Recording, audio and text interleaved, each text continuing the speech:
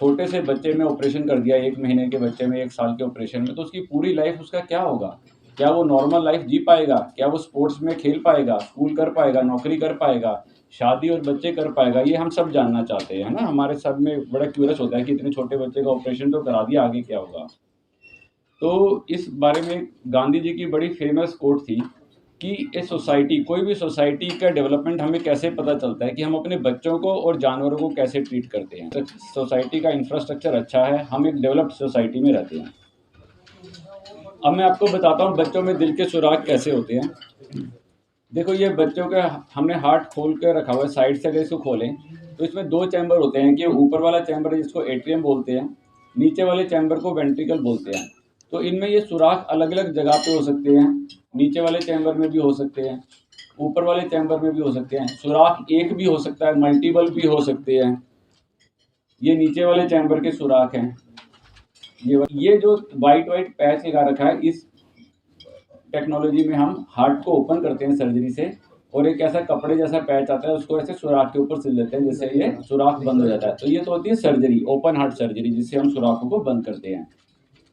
अब बच्चे ऐसे भी हो सकते हैं। इस केस में ये बच्चा बहुत नीला पड़ता है क्योंकि इसके फेफड़ों की नस ब्लॉक पड़ी है और एक बहुत बड़ा सुराख के कारण इसका नीला और लाल खून मिक्स हो जाता है। तो ऐसे बच्चों को बहुत ही कॉम्प्लेक्स हार्ट सर्जरी की जरूरत पड़ती है। एक तरीका है जिसके बारे में मैंने अभी बताया था आपको कि हार्ट का एक सुराख बंद करने का तरीका है कि आप उसको हार्ट को ओपन करो और वहां पे पैच लगाओ। दूसरा तरीका होता है कि ऐसे तार से एक ये ऐसे मेटल की अम्ब्रेला डिवाइस लेके जाओ, यहाँ पे उस सुराख में फिट करो और इसको ऐसे छोड़ दो। देखो, ये अनस्क्रू कर दी, अब ये मेटल की डिवाइस वहीं पे हार्ट में रह जाती है, उस हार्ट का सुराख बंद हो जाता है। ऐसी टेक्निक्स के एडवांटेज क्या होते हैं? आज हमने बच्चे को एडमिट किया शाम को, कल सुबह ऑपरेशन किया, परसों सुबह बच्चा निशानी कोई कुछ नहीं। जबकि ओपन हार्ट सर्जरी में 5 से 7 दिन का स्टे आता है, एक छाती पे लंबा सा स्कार आता है। तो इस तरह की टेक्नोलॉजी अगर हम खासकर छोटे बच्चों में कर पाएँ, तो उसका बहुत बड़ा एडवांटेज होता है। थोड़ा-सा बड़ा बच्चा हो, कम से कम बच्चे का वज़न 25 किलो हो, तो हम उसमें स्टेंट भी लगा सकते हैं। अब जो हम बच्चे की बात कर रहे हैं, आज के इस कॉन्फ्रेंस में, कोआक्टेशन ऑफ एओर्टा जो उसको प्रॉब्लम थी, तो होता क्या है, हार्ट से एक ये मेन नस जाती है, ये हमारा हार्ट है। हार्ट से बॉडी में ब्लड ले जाने के लिए एओर्टा। इस पाइप में यहाँ पे नैरोइंग आ जाती है, इसको बोलते हैं कोआक्टेशन, बहुत टाइट है। अगर पाइप में टाइट है, कोई भी हम पाइप से पानी फ्लो कर रहा है, ब्लड फ्लो कर रहा है, उसमें नैरोइंग आ गई, सिकुड़न आ गई, तो हार्ट के ऊपर बहुत लोड पड़ेगा हार्ट का। और अगर ये प्रॉब्लम जन्म होते ही आ जाती है, तो बच्चे का हार्ट फेल हो जाता है। तो इस तरह की एक कोआक्टेशन ऑफ एओर्टा थी जी। ये नस है हार्ट की मेन, इसके अंदर ये सिकुड़न थी। अब इसको 2 तरीके से इलाज कर सकते हैं, जैसे मैंने बताया, ओपन हार्ट सर्जरी से भी और बैलूनिंग से भी।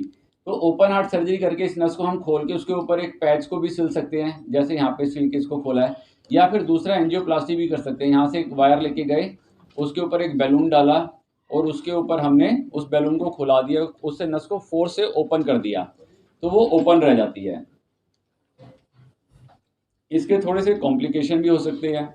ये नस छोटे बच्चों में अगर हम खोलते हैं ऐसे बैलूनिंग के द्वारा या सर्जरी के द्वारा, क्योंकि बच्चा तो ग्रोइंग है, तो ये नस दोबारा से छोटी हो सकती है, पहले 2-3 महीने में इसको दोबारा से ओपन करना पड़ता है, उसके बाद ये स्टेबल हो जाती है। मैं डॉक्टर रजत गुप्ता हूँ, paediatric cardiologist, Fortis hospital Mohali में। पीडियाट्रिक कार्डियोलॉजिस्ट का काम होता है बच्चों के हार्ट डिफेक्ट्स को डायग्नोस करना और उनका इलाज करना।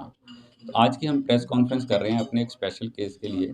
स्पेशल वो इसलिए है क्योंकि उसका बर्थ वेट बहुत कम था, 1.3 केजी प्रीटर्म था, और उसको एक बहुत क्रिटिकल हार्ट डिफेक्ट थी जिसको इलाज के बिना उसका सर्वाइवल पॉसिबल नहीं हो पाता। उसके लिए अच्छा हुआ कि बर्थ के बाद उसको जो सिम्टम्स आए, डॉक्टर्स ने उसको पहचान कर डायग्नोस कर लिया कि उसको क्रिटिकल हार्ट डिफेक्ट और उसे इमीडिएटली इलाज की ज़रूरत है। उसको लाइफ सेविंग मेडिसिन स्टार्ट की, यहाँ पे स्टेबल किया, फिर इतनी दूर चंडीगढ़ में हमारे पास फोर्टिस हॉस्पिटल मोहाली में शिफ्ट किया।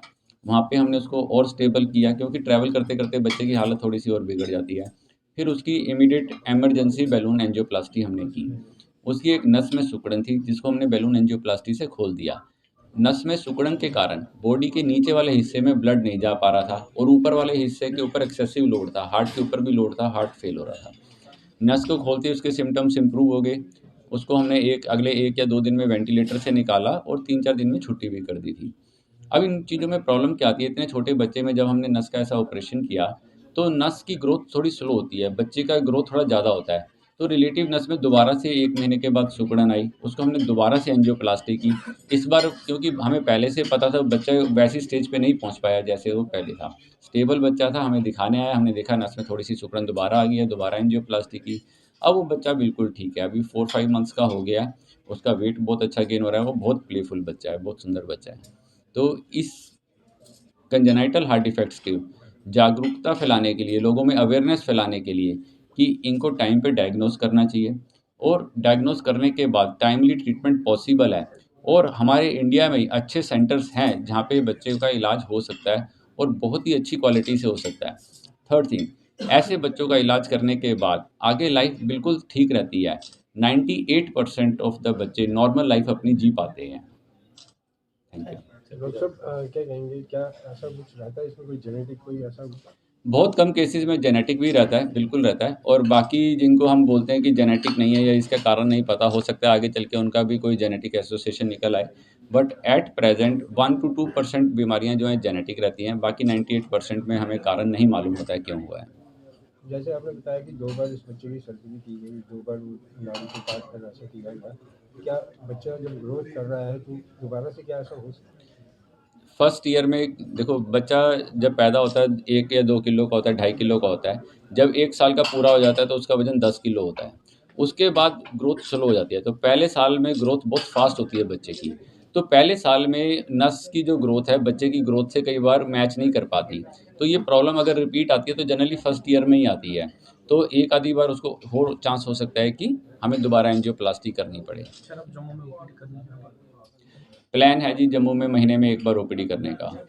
सर, वही एज पेरेंट हमें सबसे पहले किन चीज़ों पे ध्यान रखना चाहिए कि बच्चे को ये दिक्कत आ रही है, और कैसे जल्दी से जल्दी की जो आपके स्पेशलिस्ट हैं उनसे किस तरह से वाकिफ? अगर किसी बच्चे को नीला पड़ता है, उसका दूध पीने में प्रॉब्लम आती है, बच्चा दूध पीते-पीते हाँफने लगता है, उसकी डेवलपमेंट लेट हो रही है, बच्चा चलना शुरू नहीं करता या साँस तेज़ लेता है, बारी-बारी निमोनिया आता है, या बच्चा थोड़ा-सा बड़ा होने लगा और अपने दोस्तों के साथ खेल रहा है, हम देखते हैं कि भई ये हमारा बच्चा जल्दी से थक गया, बाकी बच्चे खेले जा रहे हैं, या बच्चा नीला पड़ना, पहले नीला नहीं था, अब नीला पड़ना शुरू हो गया, बच्चे का वज़न उतना नहीं बढ़ रहा है जितना उसका बढ़ना चाहिए। तो ये बड़े इनिशियल लक्षण हैं किसी भी बच्चे में हार्ट के डिफेक्ट होने के। इनको हमें पहचान के मतलब डॉक्टर से कंसल्ट करना चाहिए।